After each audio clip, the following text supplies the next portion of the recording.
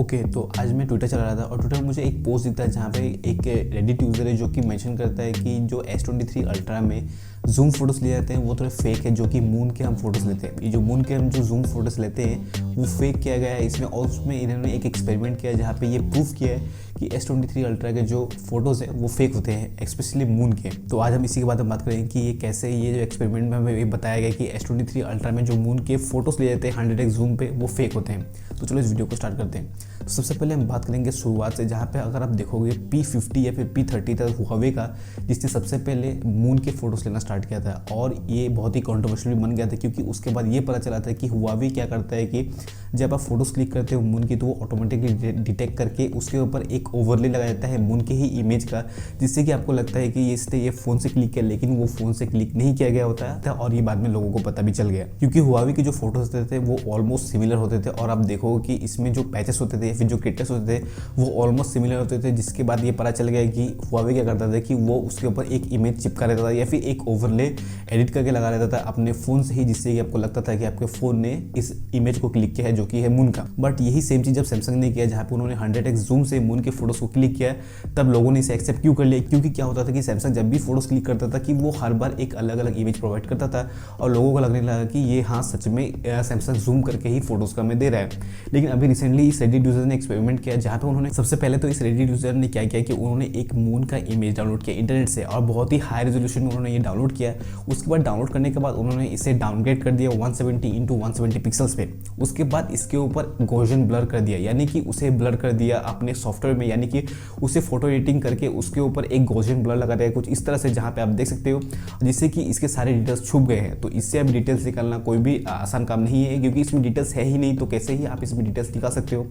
लेकिन जब उन्होंने इस इमेज को अपने मॉनिटर में फुल स्क्रीन करके रख दिया और रूम के दूसरे कोने से अपने मॉनिटर पे जब उन्होंने अपने S23 अल्ट्रा से जूम किया, तब उन्होंने ये देखा कि जूम करने के बाद S23 अल्ट्रा ने कुछ इस तरह का इमेज लिया, जहाँ पे आप देख सकते हो कि अच्छे से क्रिएटर्स और यहाँ पे जो मार्क्स है वो दिख रहे हैं, जो कि असलियत में है ही नहीं, क्योंकि उन्होंने उस इमेज को खुद ही ब्लर किया था जो उन्होंने डाउनलोड किया था। और आप देख सकते हो दोनों में डिफरेंस, ये जो ब्लर्ड इमेज है और ये जो फोटो क्लिक किया S23 अल्ट्रा से, इन दोनों में आप डिफरेंस देख सकते हो कि S23 अल्ट्रा ने खुद से ही इस इमेज पे डिटेल्स लगा दी जो कि असलियत में थे ही नहीं, क्योंकि आपने खुद ही देखा कि मून के सरफेस को उन्होंने गॉसियन ब्लर करके उसकी डिटेल्स हटा दिया, जो कि रिकवर करना इम्पॉसिबल था। अब कुछ लोग ये कहेंगे कि सैमसंग ये हर जगह करता है, जहाँ पे भी आप जूम करते हैं उसे वो शार्प करके उसे एडिट करके उसे प्रोसेस करता है, लेकिन यहाँ पे ये केस नहीं, ये दोनों केस अलग अलग है। क्योंकि आप किसी भी सब्जेक्ट को अगर जूम करते हो तो जूम करने के बाद आपके फोन से वो मल्टीपल एक्सपोजर में फोटोज को क्लिक करता है, फिर उसे कंबाइन करके उसे एक फोटोज निकलता है जिससे कि वो शार्प करके देता है। लेकिन आप यहाँ पे जब देखोगे मून के सरफेस को, जो कि उन्होंने अपने मॉनिटर पर डिस्प्ले किया था,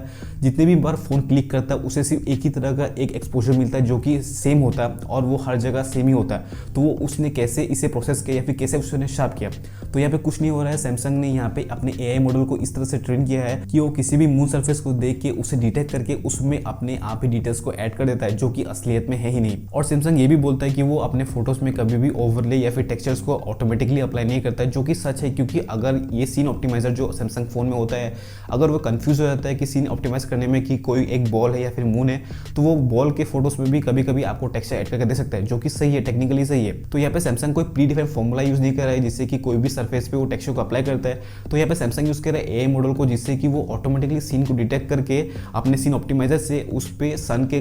उस पे मून के क्रिएटर्स और वहाँ पे मार्क्स को ऐड कर देता है, जो कि बिल्कुल रियल लगते हैं। लेकिन अगर हम इस सैमसंग के सीन ऑप्टिमाइजर को ऑफ कर दें, जिससे कि वो आइडेंटिफाई नहीं कर पाता कि ये मून सरफेस है या फिर क्या सरफेस है, तब आप इस फोटो को फिर से अगर क्लिक करोगे इस मॉनिटर पे ही, तो आपको वो ब्लर्ड इमेज ही शो करेगा जो कि इस यूजर ने एडिट करके अपने मॉनिटर पे लगाया था। यानी कि सीन ऑप्टिमाइजर क्या करता है कि वो सीन को डिटेक्ट करता है, उसके बाद AI की मदद से उस पे वो टेक्सचर्स या फिर मार्क्स को ऐड कर देता है। और ये कोई टफ चीज नहीं है, क्योंकि जो मून होता है वो अर्थ से टाइडली लॉक्ड होता है। यानी कि आप किसी भी सरफेस से, अगर किसी भी लोकेशन से अर्थ के अगर आप मून को देखोगे तो मून का सिर्फ आपको एक ही सरफेस दिखेगा, क्योंकि ये टाइडली लॉक्ड होता है और आपको हर बार मून का एक ही फेस देखने को मिलता है। तो ये सैमसंग के लिए कोई बड़ी बात नहीं है कि वो अपने AI मॉडल को इस तरह से ट्रेन करता है, जिसके बाद आप जब भी फोटोज को क्लिक करते हो वो अपने ट्रेनिंग से ही किसी इमेज को उसके ऊपर लगा के उस पर ओवरले करके या फिर उसके ऊपर AI से एडिट करके आपको एक मून की सरफेस दिखा रहता है, जो कि असलियत में है ही नहीं, जैसा कि हमने यहाँ पे देखा। इसके बाद इस यूजर ने क्या किया कि इसमें ब्लर को और ज़्यादा बढ़ा दिया, इस मून की सरफेस को उन्होंने ऑलमोस्ट व्हाइट ही कर दिया और उसे ब्लर कर दिया, पूरी तरह से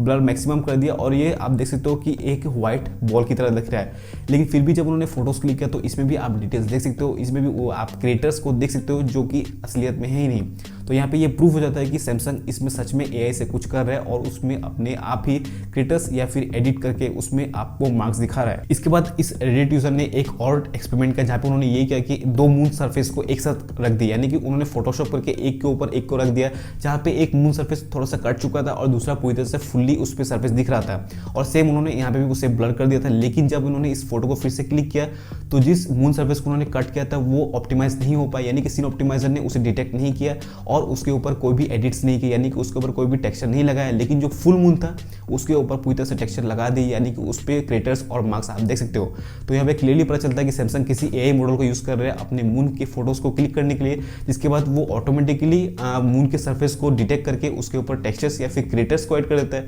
जिससे कि आपको लगता है कि आपने सच में मून के सरफेस को क्लिक किया है। तो आज के लिए बस इतना ही। आई होप आपको ये वीडियो अच्छा लगा होगा, जहाँ पे मैंने आपको S23 सीरीज के जूम कैपेबिलिटीज के बारे में बात की, जहाँ पे ये जूम रियल है या फिर फेक है आपको पता लग गया होगा। और मैं इस रेडिट पोस्ट का डिस्क्रिप्शन में लिंक दे दूंगा, जहाँ पे अगर आपको पढ़ना है तो आप इस डिस्क्रिप्शन में दिए हुए लिंक से जाकर पढ़ सकते हो। और अगर ये वीडियो आपको अच्छा लगा तो प्लीज़ वीडियो को लाइक कर देना और चैनल को सब्सक्राइब कर देना, जिससे कि मैं आपके लिए ऐसे वीडियोस लाता रहूँगा। तो मिलते हैं नेक्स्ट वीडियो में। Thank you.